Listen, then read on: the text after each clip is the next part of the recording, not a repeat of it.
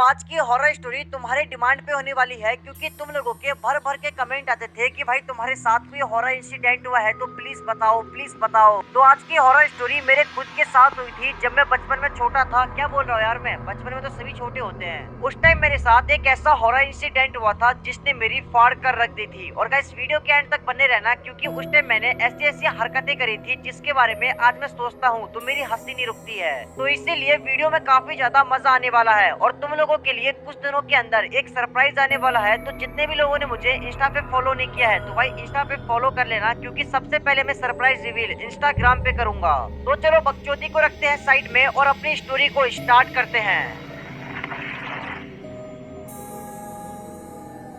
हम तीन दोस्त होते हैं, मैं, गौतम और प्रसन्नजीत। मैं और गौतम एक ही गली में रहते थे और हमारी गली के बिल्कुल एंड में एक घर था जो कि पिछले काफी टाइम से बंद पड़ा हुआ था और उसी घर के जस्ट बगल में एक फार्म था। तो फिर क्या होता है, प्रसन्नजीत उस घर के अंदर शिफ्ट हो जाता है। मैं आपको पहले घर का नक्शा बता देता हूँ। घर में घुसते ही प्रसन्नजीत का इस तरह बेडरूम वगैरह था और आगे चलकर एक दरवाजा था और दरवाजा खोलते ही पीछे प्रसन्नजीत का एक बहुत बड़ा आंगन था और उस आंगन के अंदर एक चंपा, एक फूल होता है, उसका पेड़ था।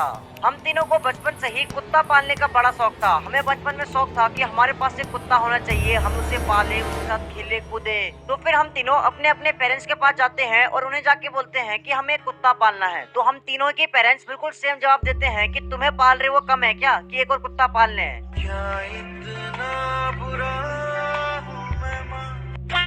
तो फिर हम तीनों प्लान करते हैं कि हम तीनों मिलकर एक कुत्ता पालेंगे, जिसके लिए हमने जगह भी सोच लिया था प्रसन्नजीत के आंगन में। तो फिर हम तीनों मिलकर कुत्ता चुराने का प्लान करते हैं। हमने सोचा कि अगर आसपास कोई भी कुतिया बच्चा देगी तो हम उसके बच्चे को चुरा लेंगे।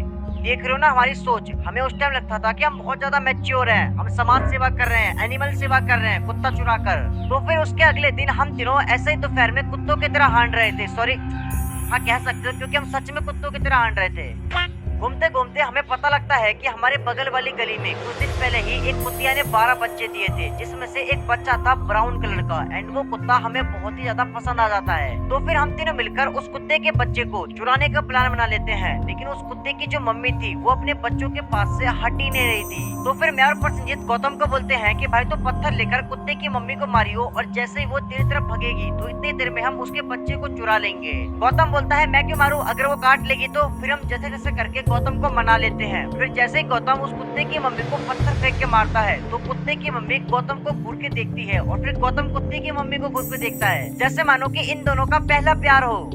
पत्थर मारकर गौतम भगता है, उसके पीछे कुत्ते की मम्मी भगती है। इतने देर में मैं और प्रसन्नजीत कुत्ते के बच्चे को चुराकर घर पे ले आते हैं, लेकिन कुत्ते की मम्मी ने गौतम को 4 गली तक दौड़ाया।